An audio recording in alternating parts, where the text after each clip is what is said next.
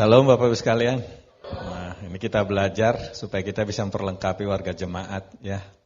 Memperlengkapi saudara kita, mengingatkan pada mereka tentang pentingnya pendidikan keluarga, khususnya pendidikan anak. Dua hal ya. Satu, hari ini kita bicara tentang apa kata Alkitab. Yang kedua, minggu depan kita masih akan membahas, yaitu terkait dengan beberapa hal-hal praktis sebenarnya. Masih terkait dengan pemahaman Alkitab. Jadi Bapak Ibu sekalian, saya mulai dengan apa kata Tuhan Yesus memang di dalam kehidupan kita. Tuhan Yesus memperingatkan ada dua jenis pembangunan rumah. Jadi keluarga itu bagaikan rumah sebenarnya. Kita membangun di atas pasir atau di atas batu.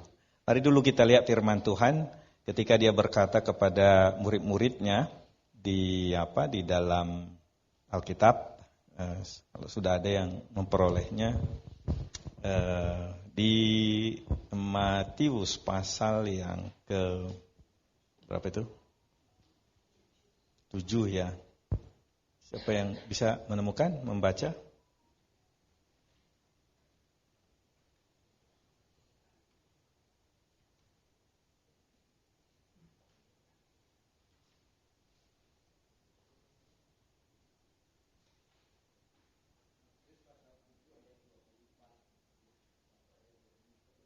Ya.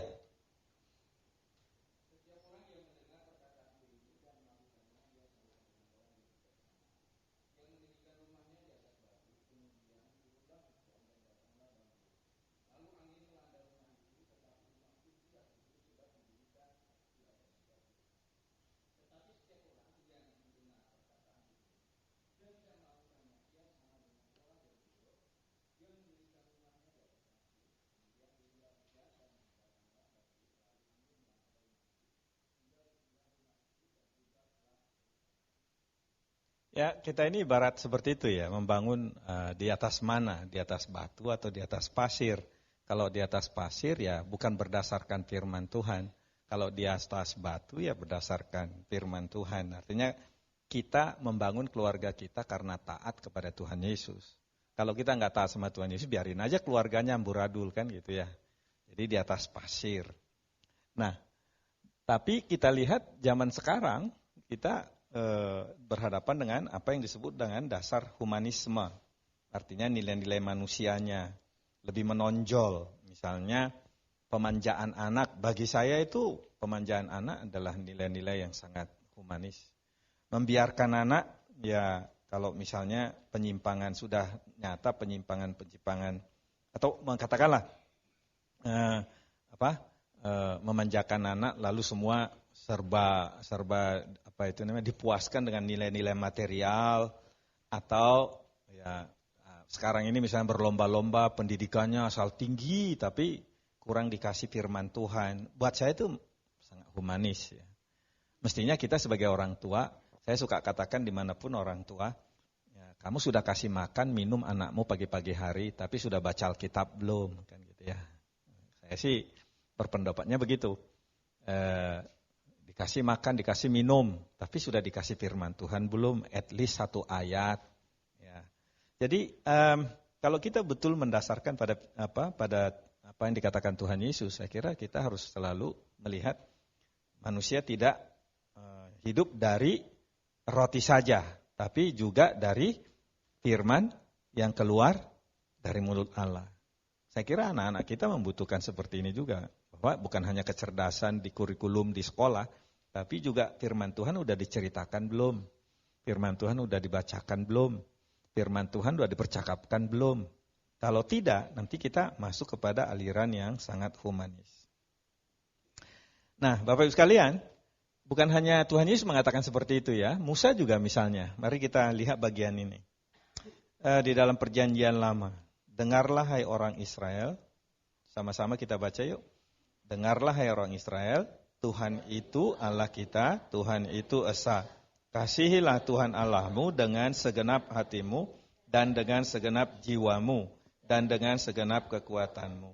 Apa yang kuperintahkan kepadamu pada hari ini, haruslah engkau memperhatikan haruslah engkau mengajarkannya berulang-ulang kepada anak-anakmu dan membicarakannya apabila engkau duduk di rumahmu, apabila engkau sedang dalam perjalanan, apabila engkau berbaring, apabila engkau bangun, haruslah juga engkau mengikatkannya sebagai tanda pada tanganmu, dan haruslah itu menjadi lambang di dahimu, dan haruslah engkau menuliskannya pada tiang pintu rumahmu dan pada tiang pintu gerbang. Luar biasa ya. Ini pedoman yang diberikan Allah melalui Nabi Musa kepada bangsa Israel. Pertama, panggilan orang tua adalah mengesahkan Allah, mengasihi Allah. Tapi enggak cukup.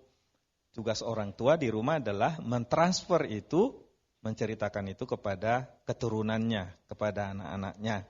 Bahkan dikatakan mengajarkannya berulang-ulang. Jadi bagaimanapun orang tua tidak boleh lupa untuk mempedulikan anak-anak mereka. Jadi bukan hanya, karena banyak juga orang tua sibuk di gereja, mungkin karena ingin mengasihi Tuhan Allah dengan segenap hatinya, segenap jiwanya, dengan segenap kekuatannya, tapi lupa juga untuk anak-anak. Ya, kita lihat di sini firman Tuhan tidak berkata seperti itu. Ada kewajiban orang tua untuk di rumah tangganya mengajar berulang-ulang. Kata berikutnya adalah, yang menarik di sini adalah, kata itu adalah membicarakannya. Mengajarkannya, berarti dari pihak orang tua, mengajarkannya, menghafalkannya, menyanyikannya, terus membicarakannya, membicarakan tentang Tuhan, membicarakan tentang berkat Tuhan, membicarakan tentang Tuhan Yesus, dan lain sebagainya. Kalau anak-anak misalnya pulang dari sekolah minggu, mestinya orang tua mengecek apakah anak itu tadi dengar cerita guru sekolah minggu. Kalau saya sih begitu, zaman kami punya anak-anak, ya. Dicek apa sih yang dia lihat, terus baru kemudian kita mempercakapkannya, membicarakannya apabila engkau di rumahmu. Luar biasa ini. Mengikatkannya sebagai tanda pada tanganmu. Apa itu? Kalau bangsa Israel diikatkan itu Shema yang dinamakan itu, dengarlah ya orang Israel, Tuhan itu Allah kita, Tuhan itu esa, kasihlah Tuhan Allah. Itu diikatkan, ditulis, diikatkan di dahi mereka. Dikatakan di sini diikatkan sebagai tanda pada tanganmu, menjadi lambang di dahimu. Itu luar biasa fanatiknya zaman dulu. Konon sekarang, sampai sekarang, saya belum pernah ke Israel, tapi konon katanya sekarang juga masih mereka menggunakan simbol-simbol seperti itu. Menuliskannya pada tiang pintu rumahmu dan pada pintu gerbang. Sekarang ini paling sering agama sepupu kita, ayat-ayat kursi. Coba di rumah kita ada ayat kursi enggak? Woro-woro ya, supaya apa? Bersih rumahnya. Ada gitu ayat kursi? Ada? Enggak ada ya. Mestinya ayat kursi kan, kasihlah Tuhan Allahmu dengan segenap hatimu, ditulis kan gitu ya. Ada gitu? Enggak ada. Saudara sepupu kita ya sering menggunakan ayat kursi mereka. Berarti mereka meniru Nabi Musa. Kita kurang. Jadi ada ketertinggalan kita kayaknya. Jadi bagaimana kita generasi sekarang menolong, mengingatkan supaya ini terjadi. Ini berulang-ulang. Nah, menarik sekali ketika anak kami nomor 2 lahir putrinya, ya, sekarang sudah berusia 50 hari lebih. Dan menarik sekali pada waktu baru berumur anak itu sekitar mungkin 2 minggu. Jadi saya lihat bapaknya itu dikirim fotonya ya. Bapaknya itu baca Alkitab. Anaknya itu menghadap bapaknya coba. Seperti dengar gitu. Hebat tuh. Jadi buka mata dia dengar gitu. Hebat. Jadi menyenangkan melihatnya. Nanti kita bahas lebih jauh. Apakah hanya Musa? Pedoman ini bukan hanya pada zaman Musa, karena Musa membawa bangsa Israel keluar dari tanah Mesir, 40 tahun mereka di padang gurun, lalu kemudian Musa meninggal, lalu kemudian Yosua memimpin bangsa itu melintasi sungai Yordan, masuk kemudian ke tanah Kanaan. Setelah bangsa Israel tinggal di tanah Kanaan, ya kita tahu bagaimana pergumulan mereka. Zaman hakim-hakim, 12 hakim, lalu kemudian setelah itu masuklah ke zaman setelah periode zaman hakim-hakim, mungkin hakim terakhir boleh dikatakan Nabi Samuel, karena dia nabi dan juga hakim. Baru pada zaman itu bangsa Israel mengklaim, kami butuh raja. Nah, jadi zaman raja-raja itu diingatkan di Amsal 22 ayat yang ke-6.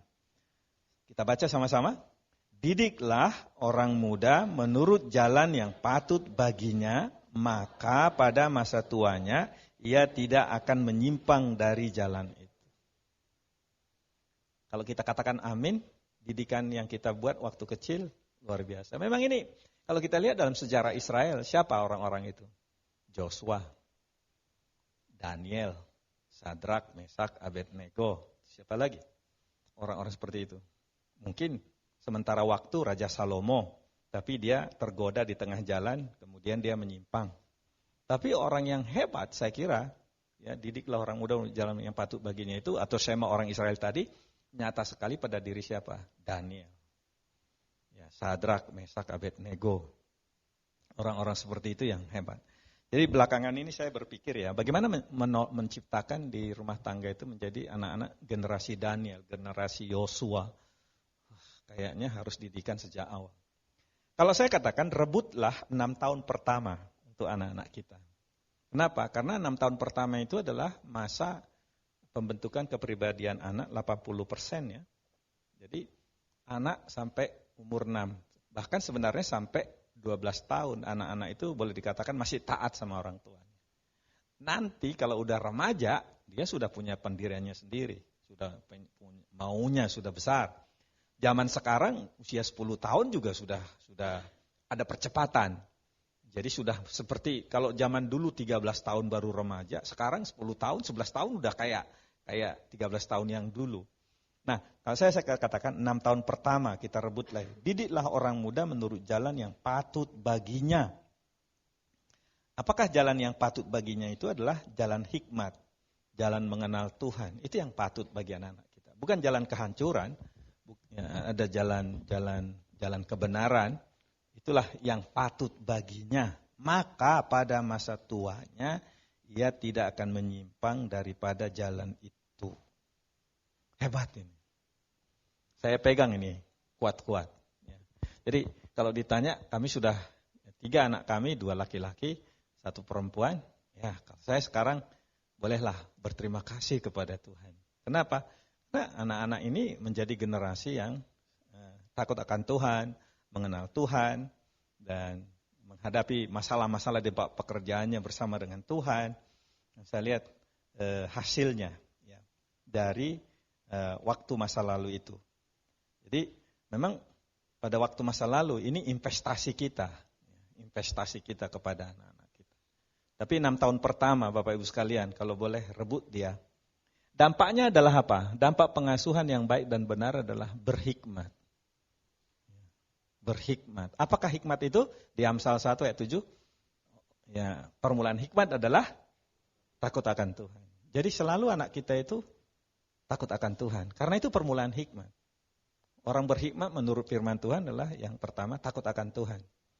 Dan di Amsal pasal 2 ayat 9 diulang lagi. Di pasal 9 ayat 10 diulang lagi.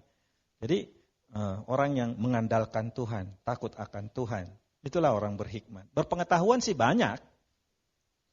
Berpengetahuan mungkin banyak, tapi berhikmat tidak. Karena hikmat itu dalam tradisi Alkitab adalah sesuatu yang sifatnya ilahi. Yang diberikan oleh Tuhan. Jadi train a child in the way he should go, and when he is old, he will not turn from it. Itu. Artinya betul seperti tadi itu. Jadi apa yang ditabur pada waktu kecil luar biasa. Kita lihat misalnya Tuhan Yesus. Zamannya Tuhan Yesus apa yang terjadi? Wah, dia sekolahnya di Nazaret kan. Coba kita lihat 6 tahun pertama Yesus itu kan di Nazaret sampai 12 tahun. Pinternya luar biasa. Secara manusia ya, memang kita tahu dia anak Allah. Tapi coba waktu umur 12 tahun dia pergi ke bait Allah, dibawa oleh bapak mamanya ke perayaan Paskah, tinggal di sana, umur 12 tahun, cerdasnya minta ampun. Saya pikir Maria dan Yusuf all out. Mengajari siapa? Yesus. Semua Taurat dari cerita-cerita Taurat. Itu didikan yang hebat sekali. Makanya kalau kita lihat perkataan-perkataan Tuhan Yesus di dalam Injil, bagaimana nilai anak-anak sangat penting bagi dia. Jadi Amsal 22, mari kita tetapkan hal itu untuk anak-anak. Bahkan pernah ya, ada di kitab Amsal dikatakan itu adalah, saya lupa Amsal 13 atau berapa, dikatakan, didiklah anakmu, tapi jangan inginkan kematiannya. Ya. Bahkan, didiklah anakmu dengan tongkat didikan, rotan. Nah, pernah saya lakukan ini kepada anak saya nomor 3. Saya ingat, kami mau ke gereja. Jadi dia, wah macam-macam ulahnya. Jadi saya disiplin aja, pakai tangan dipukul pantatnya itu. Sampai di mobil dia cemberut. Emangnya ada dasar Alkitabnya? Saya dipukul. Ingat sekali itu. Saya akhirnya, saya lupa-lupa ya. Terus di Alkitab. Wah itu ternyata betul ada di Amsal, saya bacakan sama dia. Terus dia diam. Udah ya, Papa sayang sama kamu, bukan karena Papa benci. Terus udah diam dia, sejak itu dia terima. Jadi Bapak Ibu sekalian memang perlu. Satu waktu juga waktu kecil bapak saya termasuk orang yang hebat ya. Dalam arti pernah saya berbuat kesalahan, waktu itu remaja, mungkin masih SD lah, belum sampai SMP. Dia suruh saya menghadap tembok. Saya lupa kesalahan saya apa waktu itu. Dia ambil tongkat, kayu maksudnya. Buk di belakang saya. Saya marah sekali. Terus kemudian apa? Dia bacakan ayat Alkitab. Didiklah anakmu tapi jangan inginkan kematiannya. Didiklah anakmu dengan rotan tetapi jangan inginkan kematiannya. Ada di Amsal 13 24. Jadi bapak saya betul-betul membacakan itu. Jadi saya ingat, percis. Jadi nggak lupa itu. Suruh menghadap tembok, pok gitu. Wah, luar biasa. Tapi zaman sekarang, Bapak Ibu sekalian, zaman humanis seperti yang kita katakan sekarang, nggak boleh dikatakan itu apa? Kalau memukul anak itu dikatakan, apalagi di negara maju ya, dikatakan itu apa? Penyiksaan anak. Apa istilahnya itu? Child abuse. Ya memang sih ya, ada barangkali orang tua sampai abuse ya. Saya di buku saya Membesarkan Anak yang Kreatif, saya katakan sebelum memukul anak hitung sampai 10. Karena kan kalau udah hitung sampai 10 udah reda emosinya kan. Pukulannya udah pukulan apa? Pukulan sayang. Kalau belum hitung pukulannya apa? Pukulan emosi.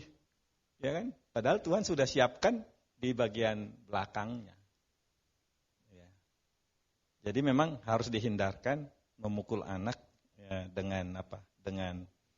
Dengan emosi, tapi memukul dengan kasih untuk menegakkan dia. Pertanyaannya, kapankah orang tua harus memukul anak? Kalau saya katakan bukan karena berbuat kesalahan kecil, tapi kalau anak itu sudah sampai melawan orang tuanya. Ya, misalnya, mama brengsek, kalau gitu tolong dilakukan supaya dia mengingat. Kita bilang jangan lakukan lagi yang itu, tidak boleh. Ya, ingatkan dia. Nah, jadi nanti kita diskusikan. Pengalaman Bapak dan Ibu sekalian boleh kita berdiskusi nanti. Kemudian kita lihat lagi Bapak Ibu sekalian di zaman Rasul Paulus. Tapi mungkin kita lihat dulu zaman Tuhan Yesus sebelum kita masuk ke sini. Masuk dulu kita ke zamannya Tuhan Yesus. Apa yang sebelum nanti kita masuk Rasul Paulus? Zamannya Tuhan Yesus apa yang dia katakan? Zamannya Tuhan Yesus. Mari kita lihat dulu sebelum kita masuk ke sini. Matius pasal yang ke-18 ya. Mari dulu kita lihat Bapak sekalian Matius 18. Begitu sayangnya Yesus dengan anak-anak. Nanti kita lihat di pasal 19 ayat yang ke-13-15 bagaimana Tuhan Yesus bermain-main dengan anak-anak. Lalu di pasal 18 inilah ucapan-ucapan Yesus terhadap anak-anak ya. Ayat 6. Barang siapa menyesatkan salah satu dari anak-anak kecil ini yang percaya kepadaku, lebih baik baginya jika sebuah batu kilangan diikatkan pada lehernya, lalu ia ditenggelamkan ke dalam laut. Batu kilangan. Dulu orang Israel belum ada pabrik ya. Jadi kalau ada gandum itu ditaruh di tempat penggilingan, lalu ada alat penggilingannya. Jadi batu yang menggiling itu katanya lebih baik diikat pada lehernya lalu ditenggelamkan ke dalam laut. Serem amat gitu ya.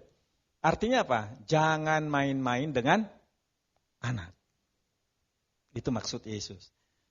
Jangan main-main dengan anak. Jangan sesatkan anak.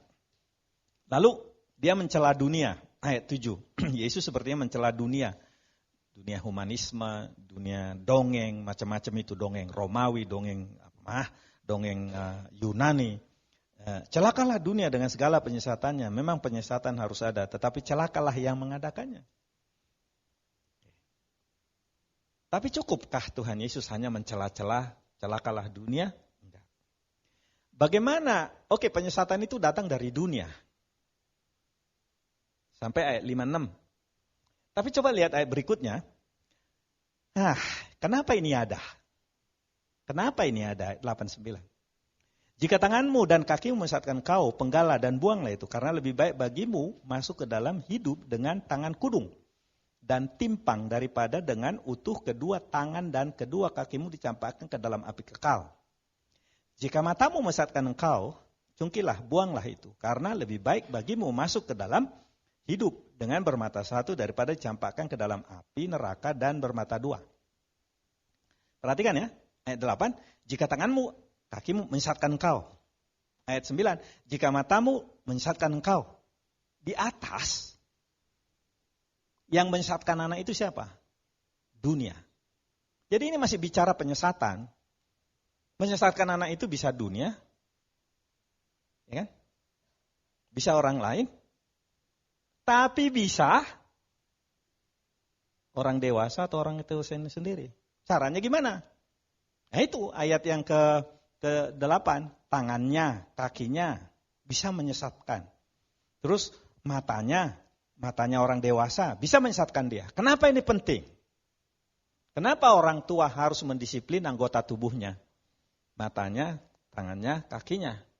Karena orang tua kalau nggak menertibkan anggota tubuhnya, bisa penyesatan buat anak. Misalnya orang tuanya kakinya nggak bisa direm, pergi kemana-mana. Padahal ada tanggung jawabnya, anaknya di mana? Di rumah. Kan? Pergi kemana-mana. Terus apa? Mata. Orang tua memuaskan keinginan matanya. Lupa. Mendidik siapa? Anaknya. Banyak sekarang ini. Orang tua senang memuaskan keinginan matanya. Banyak kasus konseling yang dimana papa mama menikmati tayangan-tayangan yang belum boleh ditonton oleh anak. Lupa mematikan. Ternyata ada. Jangankan gitu, ada seorang teman dari daerah Sulawesi lah, nggak usah sebut. Dia remaja, masih SMA kelas 3. Betapa dia kecewa. Rupanya papahnya ini mainkan komputer itu, rupanya sedang asyik menonton sesuatu film yang mestinya untuk orang dewasa. Tapi tiba-tiba listrik padam gitu ya, terus matilah ini. Nggak sempat dia apa? Matinya nggak sempat benar. Itu maksudnya kan. Nggak sempat apa itu namanya, shutdown. Di shutdown yang benar gitu. Nah si anak ini mau persiapan bikin besok. Ini anak pendeta, mau persiapan besok, mau kebaktian. Pakai komputer yang sama. Kaget dia. Bapakku nonton kayak ginian. Dan sejak saat itu dia nggak respect sama bapak. Sakit dia bilang. Dia cerita sama saya. Kecewa sama bapak saya. Tapi kamu harus mengampuni. Cobalah mengerti bapakmu dulu. Usia berapa bapakmu? Boleh. Saya pakai pendekatan psikologi lah gitu ya. Supaya kira-kira dia memaafkan bapak. Iya tapi kan, gitu. Marah sama bapak. Jadi kekecewaan ini, mungkin itu sebabnya dikatakan Alkitab, hai bapak-bapak, didiklah anakmu dalam ajaran Tuhan, janganlah membuat hati mereka kecewa. Nah, jadi banyak lagi contoh-contoh lain. Keinginan mata orang tua, keinginan mata. Lihat tontonan-tontonan di televisi di mana. Memuaskan keinginan mata orang dewasa. Anak-anak jadi korban. Jadi orang dewasa kalau tidak menjaga langkahnya bisa membawa anak kecewa. Ayat 10. Ingat, jangan menganggap rendah seorang dari anak kecil ini. Aku berkata kepadamu, ada malaikat mereka di sorga yang selalu memandang Bapakku di sorga. Jangan menganggap rendah, jangan sepelekan nilai anak. Kalau saya berbicara dengan banyak anak-anak yang terluka, remaja, pemuda, orang dewasa, kadang-kadang saya berpikir, kalau bisa diputar jarum jam ya, pek gitu, diperbaiki masa lalunya. Tapi ya sudah lewat gitu. Nah, itu yang memedihkan hati saya, mendengar cerita-cerita, kisah-kisah seperti itu ya. Ada sesuatu, jangan menganggap rendah seorang dari anak kecil ini. Kalau saya nggak menganggap anak saya rendah, saya dulu sering bermain, ya, dirangkul, bercerita, nggak menganggap rendah. Ceritanya anak-anak didengar aja, nggak apa-apa. Mimpi-mimpinya, namanya anak-anak juga kan pakai apa? Imajinasi. Tiba-tiba orang tua bilang, bohong kau, katanya itu kan sama dengan merendahkan anak. Nah, jadi ini penting sekali. Nah, perhatikan dulu ayat 89. Tolong Bapak catat. 2 kali muncul kata ini di dalam Injil Matius. 1 kali terkait dengan nasihat supaya jangan anggap rendah anak. 1 kali Matius pasal 7. Masalah yang kelima. Ketika Yesus berbicara mengenai ayat 32. Di mana itu? Oke. Ayat yang ke-27. Nasihat mengenai perzinahan. Ayat 27. Kamu telah mendengar firman jangan berzina. Tapi aku berkata padamu, setiap orang yang memandang perempuan serta menginginkannya sudah berzina dengan dia dalam hati. Maka jika matamu mensyaratkan engkau, cungkilah. Seperti tadi. Ya, betul? Terus, jika tanganmu kanan mensyaratkan engkau, penggallah. Kan? 1 kali perikop itu waktu pendidikan anak. Nanti maksud saya tadi. 1 kali terkait dengan apa? Kesucian pikiran. Kesucian seksualitas kita. Kalau saya bilang itu kesucian seksualitas kita, kemurnian seksualitas kita. Artinya apa? Kita bertanggung jawab menjaga anggota tubuh kita kalau kita mau bersih dalam pertumbuhan seksualitas kita. Jangan mimpi-mimpi yang macam-macam gitu. Nah, jadi kalau kita lihat ayat 27, 28, orang bebas dari perzinahan, ya kuncinya di ayat 28, 29. Penguasaan diri itu maksudnya. Ya kalau orang semua menguasai dirinya kayaknya nggak akan jatuh deh ke situ. Nah, itu satu bagian. Di pasal 18, nah ini diulang, itu menarik perhatian saya. Kenapa Tuhan Yesus mengulang itu di pasal 18 terkait dengan masalah anak? Ini serius berarti. Kita bisa jatuh ke dalam dosa, atau kita bisa membuat anak kita tersesat karena perilaku kita. Warningnya ini hebat sekali. Warning hebat sekali. Ya Tuhan Yesus sangat luar biasa. Kalau kita perhatikan ini, itu nilai anak itu bagi Tuhan Yesus sangat penting. Sampai dia katakan pasal 18 ayat 14. Ayat 14. Demikian juga Bapamu yang di sorga, tidak menghendaki supaya seorang pun dari anak-anak ini hilang atau tersesat. Atau tersesat itu bisa misbelief, keliru. Pernah mendengar istilahnya Jaya Suprana, kelirumologi. Maksudnya keliru melulu. Anak itu cara berpikirnya keliru. Keliru tentang Tuhan, keliru tentang apa yang baik dan yang benar. Dianggapnya semua sama. Keliru. Keliru tentang kebenaran. Dunia sudah membuat mereka keliru.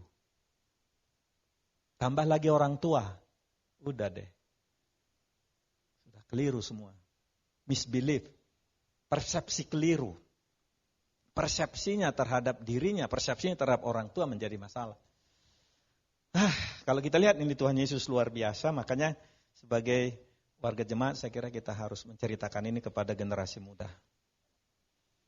Ya, tugas kita yang bapak-bapak menjelaskan ini pada generasi muda, kepada anak-anak kita. Saya suka nasihatkan pada papa anak saya nomor 1. Saya suka bilang, pernah dia sakit, demam berdarah tambah kayak tipus gitu, sampai dia harus opname di rumah sakit. Itu Santosa ya. Pokoknya seminggu dia menderitalah. Saya bilang sama dia, dari aku bapakmu kepada kau sekarang yang punya anak, jaga waktumu supaya kau jangan begadang.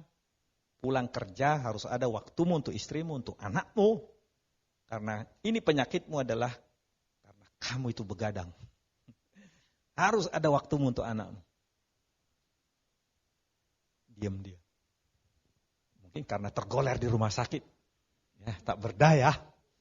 Saya bilang, ini berkat dari Tuhan supaya kau mikir. Gitu. Saya kan lebih berani ngomong sama dia kan. Ya, anakku saya pikir. Ya, saya kasihani cucuku. Nah, itu. Kalau kau mau mendidik generasi cucu yang baik untuk papa, investasikan waktumu. Ya, dia diam. Dia mungkin berpikir ulang. Ya. Jadi hal seperti itu. Betapa investasi. Di dalam ayat 6 sampai 10 sampai 14 ini, investkan tanganmu, investkan kakimu, investkan matamu untuk anakmu. Kalau enggak, salah paham dia dengan kebenaran. Terebut. Jangan sampai direbut oleh dunia. Ayat 6-7. Jangan sampai direbut oleh dunia. Dengan segala penyesatannya. Iblis bermain. Ya. Iblis bermain sangat penting. Lalu pasal yang ke-19. Ayat 13 sampai yang ke-15.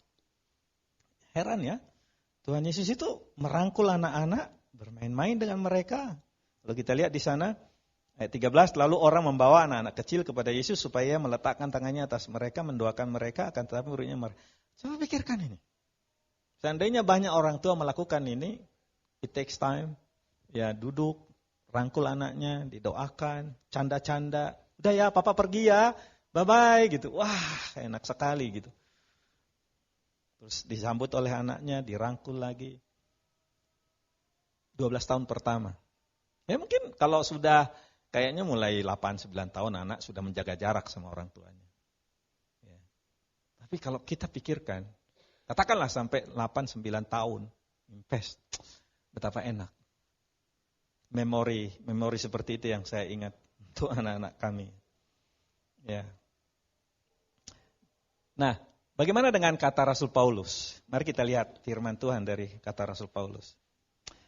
Rasul Paulus di dalam Efesus berkata, dan kamu bapak-bapak janganlah sakiti hati anakmu, tapi didiklah mereka. Dan kamu bapak janganlah bangkitkan amarah dalam hati anak-anakmu, tetapi didiklah mereka dalam ajaran dan nasihat Tuhan. Di Kolose, hai bapak-bapak, janganlah sakiti hati anakmu supaya jangan tawar hatinya. Menarik ini ya. Di Efesus membangkitkan amarah. Di Kolose menyakiti anakmu. Memang ini dua kata yang berbeda. Tapi saya kira sama-sama. Ayat Kolose, anak menjadi tawar hati. Ayat yang di Efesus, anak menjadi marah. Kenapa anak menjadi marah sama orang tua? Karena orang tua tidak konsisten dengan apa yang dia ajarkan. Pasti dia marah. Pasti dia marah. Tanya aja semua anak. Semua kita juga merasakan itu. Pasti kita marah sama orang tua kita. Ketika orang tua berkata begini, tapi lain yang dilakukan. Pasti kita marah.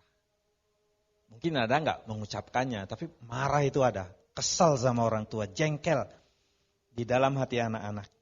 Terus ayat Kolose, bapak-bapak janganlah sakiti hati anakmu supaya jangan tawar hatinya. Terus pertanyaan kita begini, itu kan untuk bapak-bapak, ibu-ibu kan enggak bebas ya. Nah, asik ibu-ibu ya, bebas ya. Tapi itu kan tidak berarti bapak-bapak, ibu-ibu bebas. Kenapa? Karena zaman waktu gereja mula-mula, ini memang disebutkan tanggung jawab bapak-bapak. Kenapa? Karena nanti kita lihat di Efesus pasal 5, kalau kita lihat di Alkitab, Efesus pasal 5, dikatakan sebelum Efesus pasal 6, ada nasihat dulu untuk istri sama suami. Jadi kayaknya ini kita harus pahami, jangan dipisah Bapak Ibu sekalian. Kalau ada orang memisahkan ini repot nanti. Karena nasihat untuk suami istri ayat 22 sampai 33. Lalu di pasal 6 nasihat untuk bapak-bapak. Jadi sebenarnya istilahnya istri harus mendukung bapak-bapak suaminya mewujudkan apa yang diminta firman Tuhan ayat 4. Supaya bapak-bapak jangan membangkitkan marah hati anaknya, peranan istri adalah mendukung tugas ini. Sebagai bentuk apa? Pasal 5, bentuk ketundukan. Perhatikan pasal 5, hai istri tunduklah kepada suamimu, kan gitu ya. Bentuk ketundukannya. Di dalam pasal 5 itu kan, hai istri, ayat yang keberapa itu? Ayat yang ke 22, hai istri tunduklah pada suamimu. Diulang lagi ya. Ya, di ayat 33 juga, hai istri hormatilah suami. Jadi walaupun perintah ini kepada bapak-bapak, kalau kita lihat dari konteksnya di atas, itu berarti peranan istri adalah apa Bapak Ibu sekalian? Mendukung, mensupport. Itu sebabnya pernah tulisan Bapak Andar Ismail, ahli pendidikan keluarga, dia katakan, apa yang dibilang oleh bapak, mestinya didukung oleh ibu.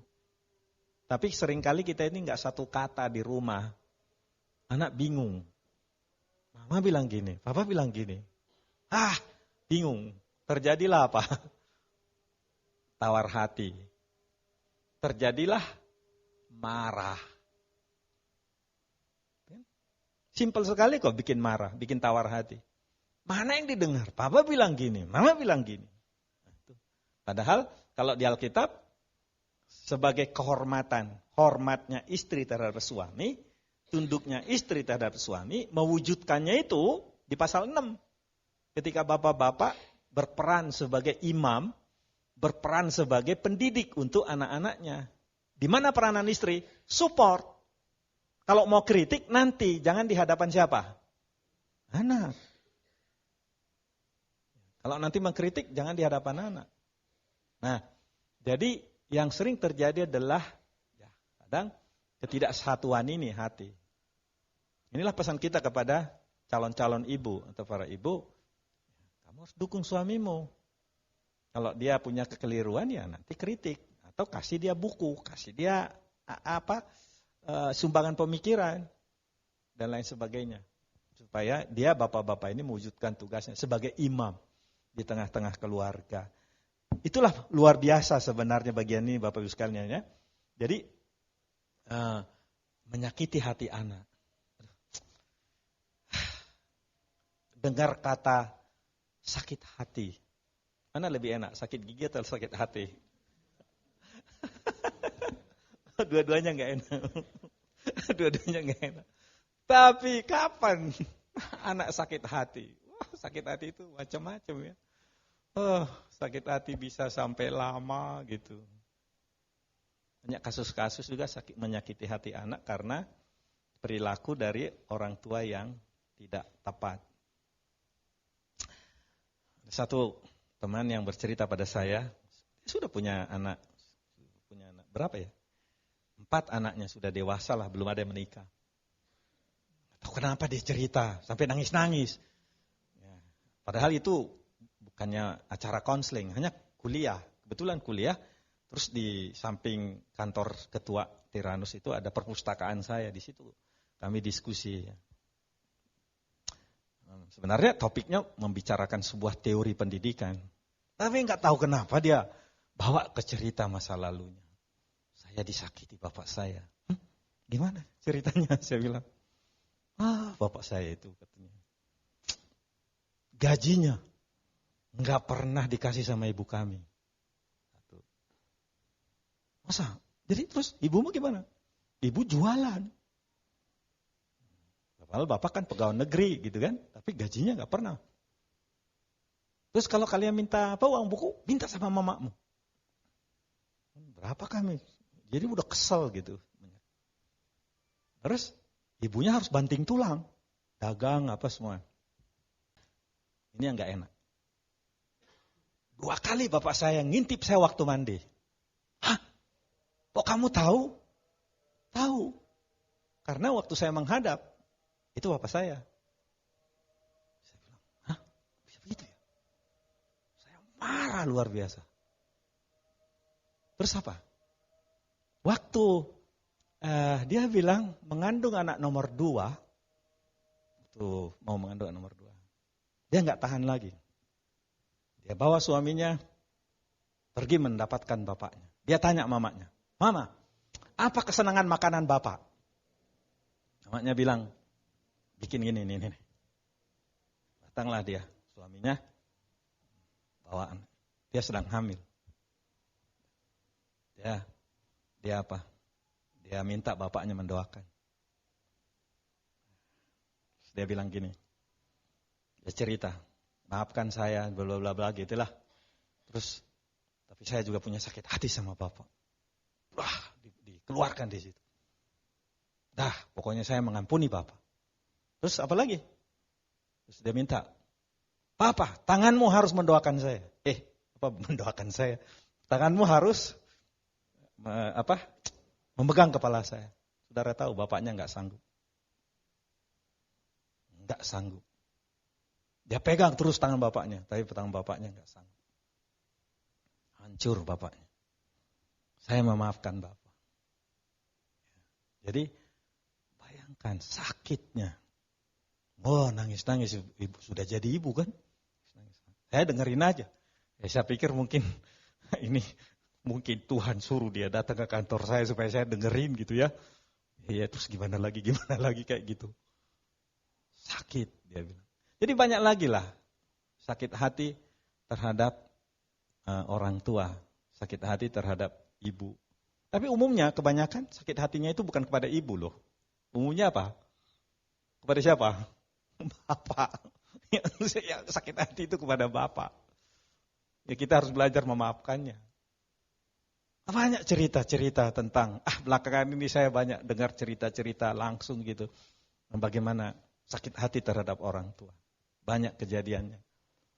Marah dan sakit hati. Makanya suka saya tanya sama anak saya, kalian pernah gak sakit hati sama papa? Cross check gitu ya. Wah, bapak ini mah macam-macam katanya. Ada sih, tapi dimaafkan misalnya gitu ya. Ya syukur-syukur kalau dimaafkan gitu ya. Ya, jadi perlu juga dicek. Jadi itu Bapak Ibu sekalian memang kalau kita lihat peranannya ibu adalah mendukung Bapak. Supportlah Bapak itu, didoakanlah Bapak itu. Yang paling gak enak adalah ketika ibu mempersalahkan Bapak. Kamu katanya di hadapan anaknya lagi ya. Kamu katanya gak becus. Habislah itu Bapak itu. Wibawa Bapak jadi hancur lah. Udah deh, kalau sudah begitu, kaum Bapak itu sudah hancur. Ya namanya kaum pria kan coba, psikologinya kaum pria apa? Ingin diakui. Maskulin itu kan sama dengan identik figur apa? Authority. Terus tiba-tiba dia diledek-ledek sama istrinya di hadapan anak-anak. Habislah itu, runtuh rumah itu. Kayak mendirikan di atas apa? Pasir, bukan di atas batu. Wah itu banyak kasus seperti itu. Jadi kita hindarkanlah itu, kita doakan, kita banyak mendoakan gereja supaya jemaat kuat. Membaca Amsal, salah satu ciri khas Amsal adalah dia adalah memang hikmat, kebijakan-kebijakan. Yang kedua, membaca Amsal kita selalu melihat itu sebuah harapan. Harapan ya. Tidak otomatis seperti itu karena ada faktor lain. Tapi itu sebuah harapan. Dan harapan sebuah janji, mengandung janji di situ. Oke. Tapi kalau ada misalnya penyimpangan seperti itu, seperti yang sebut tadi kasusnya Karl Marx, Nietzsche, dan banyak lagi yang lain. Anak pendeta bahkan. Kenapa menjadi nakal? Bahkan anak pendeta jadi narkobaan, macam-macam gitu. Pertanyaannya begini. Didiklah anakmu menurut jalan yang patut baginya. Apa jalan yang patut bagi anak? mendidik anak, jalan yang patut baginya berarti mengerti kebutuhannya. Kan ya kan? Mungkin dididik tapi otoriter. Dididik tapi penuh dengan hukuman. Barusan kemarin kami berbicara di hadapan teman-teman mahasiswa. Bagaimana kamu didisiplin oleh orang tuamu? Bagaimana ketika kamu dalam keluarga konsep disiplin? Apakah disiplin identik dengan hukuman? Atau disiplin adalah sebuah pemberi arah. Diajari kamu, dikasih contoh, lalu kemudian dikasih kesempatan kalau gagal. Atau sebaliknya, disiplin dalam konsep banyak keluarga adalah hukuman. Hampir semua bilang disiplin adalah sama dengan hukuman. Padahal nggak begitu kata disiplin. To disciple membuat orang bisa belajar, itu maksudnya sebenarnya. Nah, apakah kebutuhan anak? Kalau kita lihat 2 tahun pertama, ilmu-ilmu psikologi mengajari kita 2 tahun pertama kebutuhan anak adalah bonding, attachment, ikatan, kedekatan, keakraban. Itu dibutuhkan. Kan? Berapa banyak orang tua spending time, memberi waktu untuk membangun ikatan. Bukankah seringkali Bapak itu memang mengajarkan, tapi nggak pernah kita disentuh oleh orang tua kita. Nggak pernah kita diajak, nggak pernah dielus rambut kita, nggak pernah ditepuk bahu kita. Kita bilang itu orang tua yang jauh. Dia memang mengajari kita, jangan begini-gini, tapi nggak pernah kita dirangkul, disentuh. Saya kadang-kadang kagum loh dengan cerita Tuhan Yesus. Anak yang bungsu. Coba ketika anak bungsu itu datang, apa yang dia lakukan? Cerita Tuhan Yesus, Bapak itu menunggu dari jauh. Begitu dia datang apa? Dia rangkul anak itu. Touching, sentuhan. Wah, luar biasa itu. Sentuhan Bapak itu menyembuhkan anak itu. Ini jarang kita pikirkan. Sentuhlah anakmu, rangkullah dia. Peluk dia. Apalagi dia 6 tahun. Itu kebutuhan. Sambil dibilang, Papa cinta sama aku, senang. Daripada banyak cerita tapi dia jauh. Itu banyak. Jadi saya pikir apa yang dikatakan oleh Amsal ini menurut jalan yang patut baginya. Bukan menurut jalan patut menurut orang tuanya. Mungkin orang tuanya udah didikte, diajar, bla bla bla gitu. Jangankan gitu, misalnya siapa? Dave Skinner, dia punya nenek. Sering ke sinagog, kebetulan orang Yahudinya Skinner ini. Kayak punya kumpulan perempuan lah neneknya. Tapi kalau sudah Skinner bersalah, aduh cara disiplinnya. Kalau dia ngomong kotor, neneknya punya apa? Punya sikat gigi, suruh bukannya odol, sabun, sikat mulutnya. Supaya jangan ngomong kotor. Apa yang muncul pada diri Dave Skinner? Tuhan macam apa ya? Tuhan macam apa yang disembah oleh siapa? Neneknya. Gak percaya Tuhan dia. Maka dia menjadi sangat behavioristik. Jadi, menurut jalan yang patut baginya, berarti kita mengerti apa sih kebutuhan seorang anak ketika dia bayi. Ketika dia 2 tahun pertama, ketika dia umur 3 tahun, 4 tahun. Dia butuh anak 3 tahun, 4 tahun adalah sangat imajinatif. Atau waktu dia 2-4 tahun adalah membutuhkan apa? Bantuan supaya dia mandiri, diberi kebebasan. Tapi ini nggak ada, dipaksa, diproteksi, salah. Dididik tapi salah. Dididik sih dididik, tapi keliru, enggak mengerti kebutuhan anak. Mungkin minggu depan akan kita bahas perkara itu. Tapi ini dasar kitab dulu. Kalau saya bilang bukan hanya itu, tapi maksudnya apa sih kebutuhan anak? Mengerti kebutuhan anak, mengerti perkembangan anak.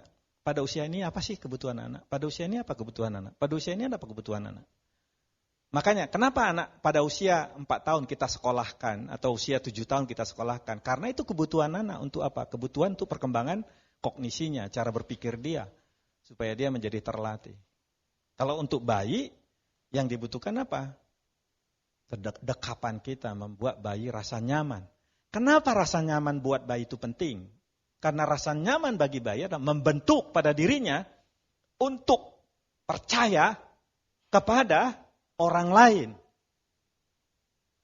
Dan kita menderita waktu kita dewasa, kita susah percaya sama orang. Bukankah itu banyak menderita? Kenapa banyak pernikahan belakangan ini apa? Cerai pisah. Karena susah untuk percaya kepada pasangannya. Terus runtut dia ke belakang. Bagaimana dia dibesarkan masa lalu? Siapa yang membesarkan dia? Pembantu. Pembantu membiarkan dia apa? Tidur, nggak pernah dijamah sama ibunya. Kemampuan untuk trust, percaya sama orang lain. Kalau saya percaya sama istri saya, kami akan bertahan sampai kematian memisahkan. Begitu juga dia sama saya.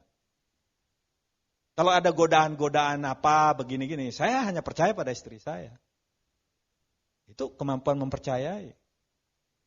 Tapi ini enggak ada. Coba, makanya bahayanya zaman sekarang. Ya, siapa yang mengasuh dia? Kemarin baru ada satu anak hamba Tuhan nih, enggak usah sebut namanya. Tapi kemudian dia bercerita, Pak, Papa Mama saya sibuk melayani. Terus siapa yang mengasuh? Pembantu. Apa yang terjadi? Pembantu itu melaporkan kami ke bapak kami kalau kami berbuat yang salah. Padahal kami tidak lakukan. 3 kami bersaudara. Habis kami digebukin oleh siapa? Papa Mama. Atas laporan siapa? Saya bisa bayangkan hancurnya kemampuan mempercayai orang lain. Itu yang hancur. Terus saya bilang sama dia, kamu harus berjuang. Dalam perjalanan ke depan, kamu harus menjadi berjuang. Tuhan Yesus, supaya Roh Kudus menyembuhkan kamu. Dan kamu muncul dalam dirimu kemampuan mempercayai kebaikan orang lain. Karena kadang-kadang kalau kita gak punya keberanian, kemampuan mempercayai orang, kebaikan orang lain pun kita akan salah pahami kan? Artinya kita sudah hancur, gak punya kemampuan itu.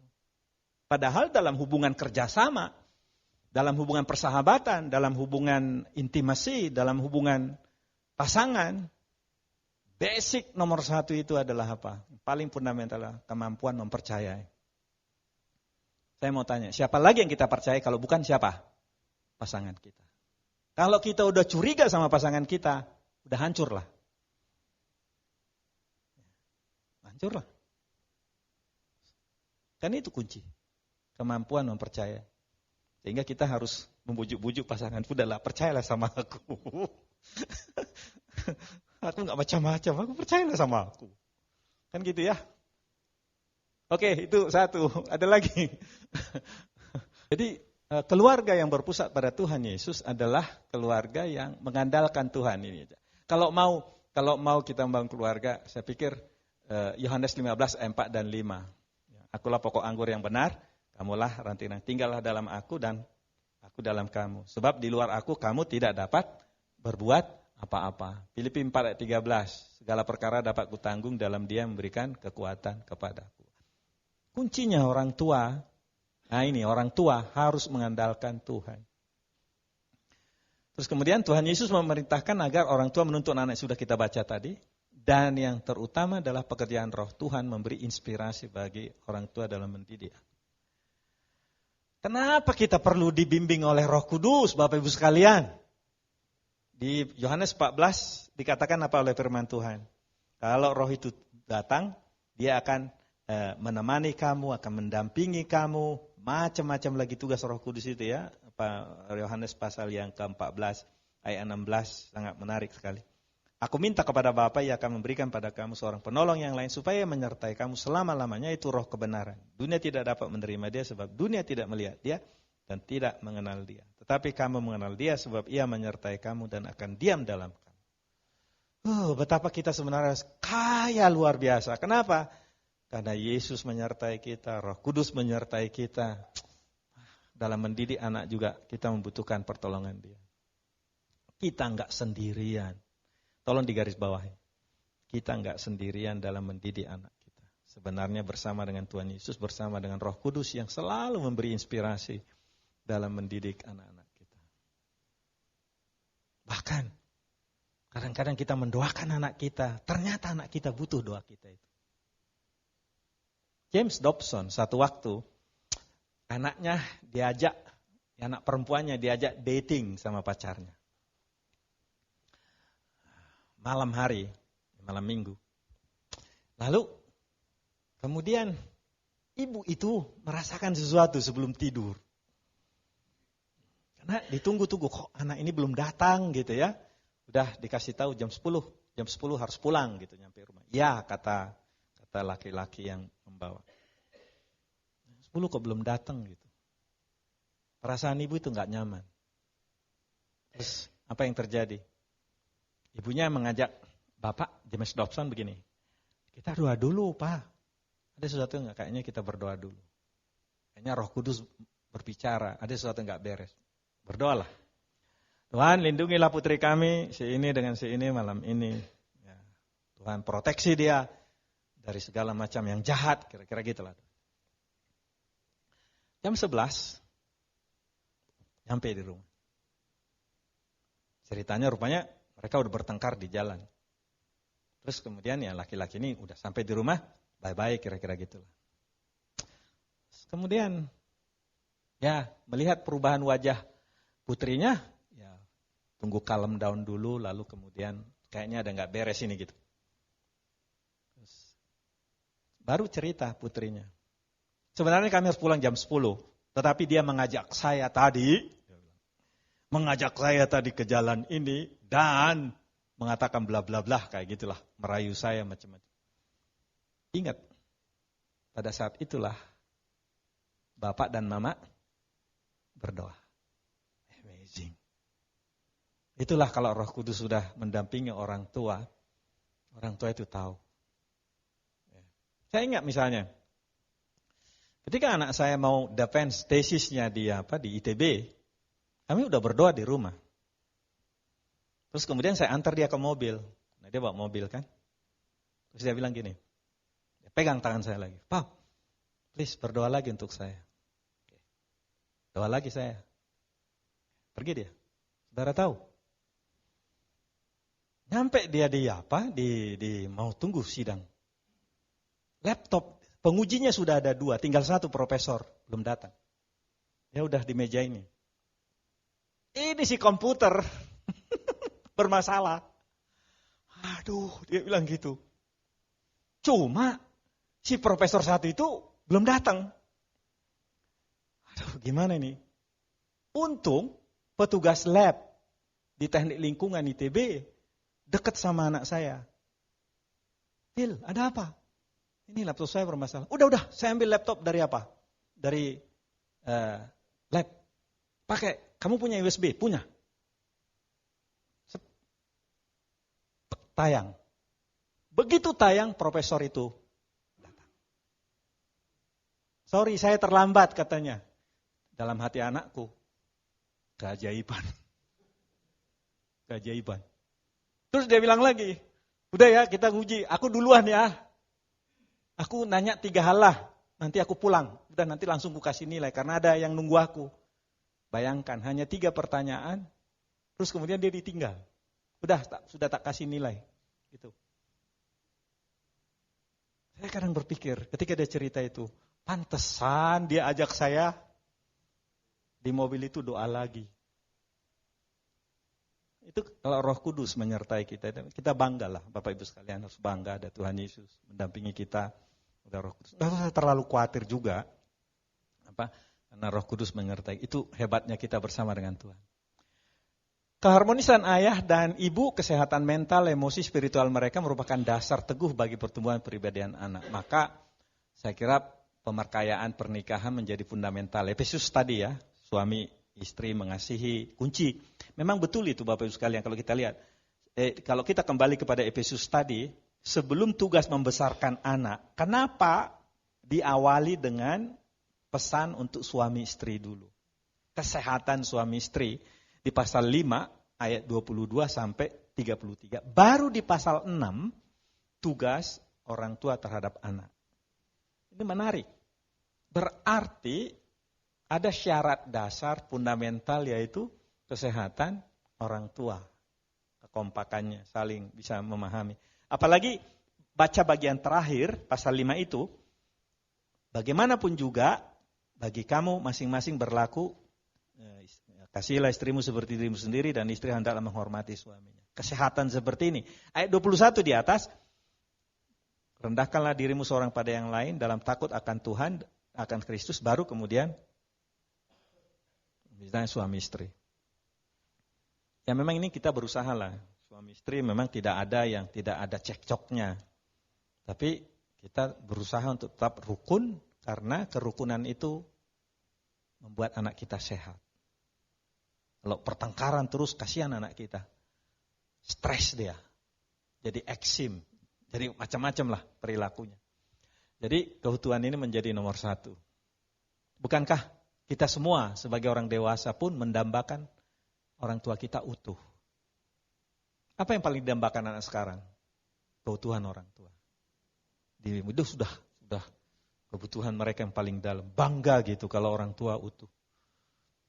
Kebersamaan dalam keluarga, kami dulu sering melakukan ini, kebersamaan dalam keluarga waktu anak-anak kecil, kesediaan memberi waktu, membangun spiritualitas, sebagai hormat dan taat pada orang tua, bersama-sama kayak gini ya, bangun pagi-pagi ya, nggak harus rapi-rapi lah gitu ya. Kita bersama ada time untuk seperti ini, ya selain rekreasi, tapi ini yang utama, duduk, bangun, mendoakan anak-anak, dan seterusnya itu. Nah, nanti masuk kita. Kebutuhan anak, mendidik anak berarti harus tahu sebenarnya kebutuhan anak. Itu tadi yang Amsal 22 ayat 6. Harus mengerti kebutuhan anak. Kebutuhan untuk istirahat, makan, kebutuhan afeksi. Kebutuhan afeksi, dekapan, penerimaan, dukungan, pengakuan, penghargaan, kebutuhan kognisi, kebutuhan pengetahuan, pemahaman, informasi yang benar, yang kita harus berikan kepada anak, mengoreksi pemahaman anak yang keliru, itu tugas kita. Kebutuhan sosial, kebutuhan berteman, kebutuhan bersahabat, kebutuhan spiritual, kebutuhan Allah Tritunggal, kehadiran Roh Allah.